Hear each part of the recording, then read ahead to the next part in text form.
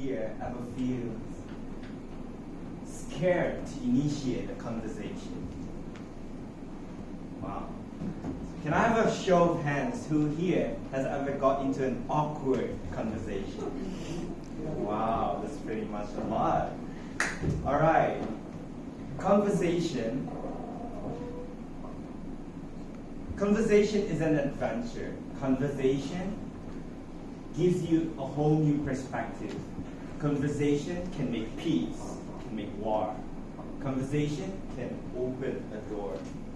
What starts with a hello could actually end with a marriage proposal. Oh. Yeah. Conversation requires a balance between talking and also listening. Let me tell you something that I've researched. So according to a Pew research in 2014, we are more polarized and divided than we ever have been in history. We are likely to be less compromised, which means we are not listening. We make decisions who our friends are, we make decisions who we get married to, based on what we already believe. And that, again, means we are not listening. So, there's an analogy saying that conversation is like reading a book. You can turn to any page you want. You can read to any chapter you want. You can read how long you want. You can read what you want. So I work as a system IT. I meet and engage with people on a daily basis. So whether or not I know them, I need to engage a good relationship with them. And one of them is through conversations. So I'd like to share 3 ways on how I improve or to have a better conversation with people. And the first one is be present. Presence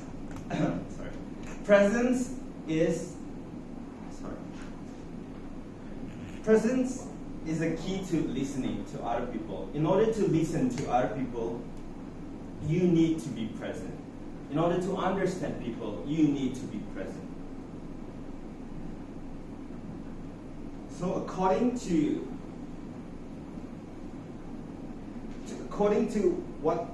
WatkinsPublishing.com in 2016, research has shown when you multitask, you perform worse at both tasks than you think you are doing. The quality for both activities drops to 20% and IQ drops 10 points. So Hadley explains that human can listen up to 300 words per minute, but humans can only speak about 150 words per minute. So that means that this gap is actually not to use or make better use of the time, but actually if you multitask, you decrease the empathy when you talk to someone.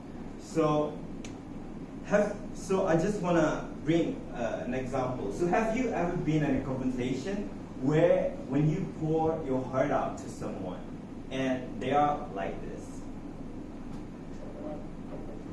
Just keep talking. I can multitask. Just keep talking. I can listen while doing, my phone. Yeah, while taking my phone. Have you ever been like that in that situation? So what do you feel? Wasting time.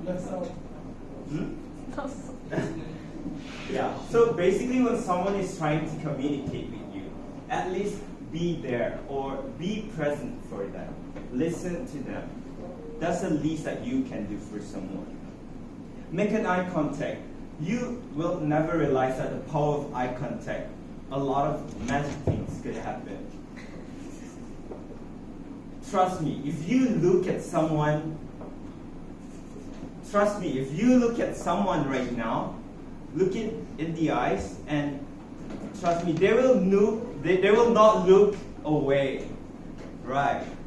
Yeah, I'm looking at her and she's looking at me. So as you look at someone in the eyes, you feel the conversation. So that's one of the ways. So be present and eye contact. The second one, use an open-ended question. So,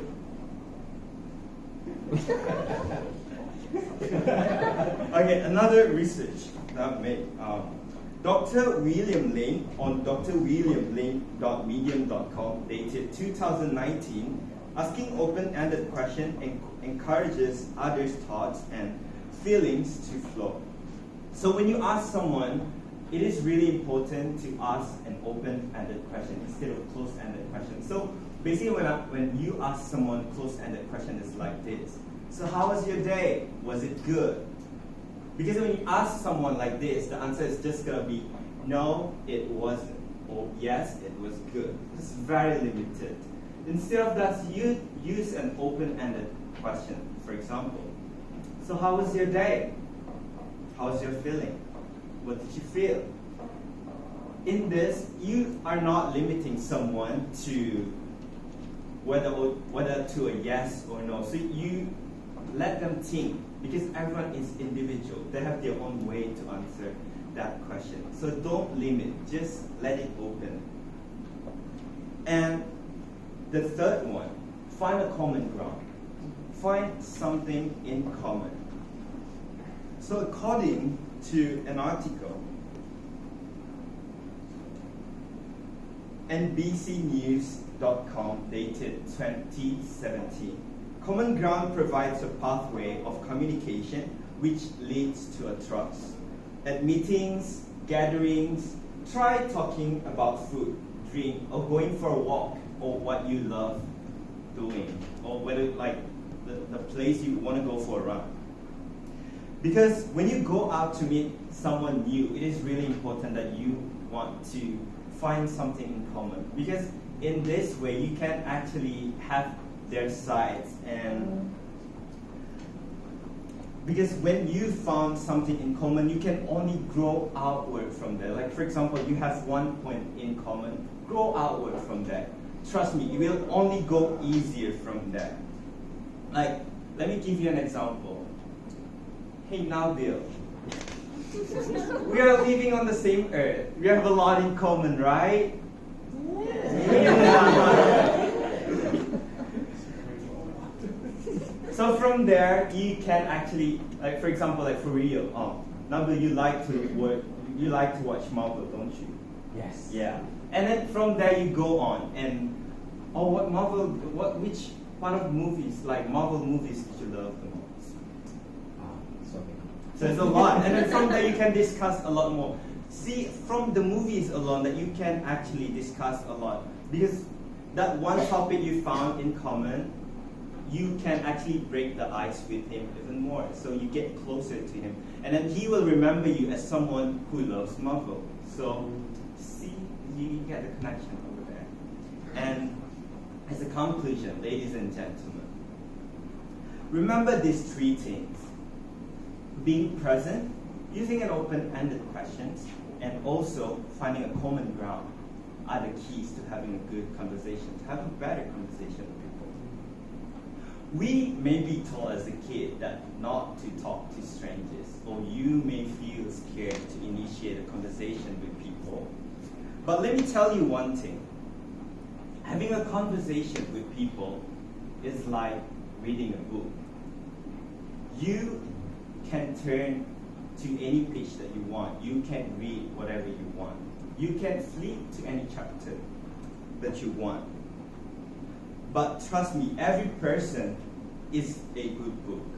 Every person is a good book. So it's really up to you if you want to decide whether you want to walk and only read the titles, or you want to walk and grab the book, start opening the book, flip the book, and start reading a story.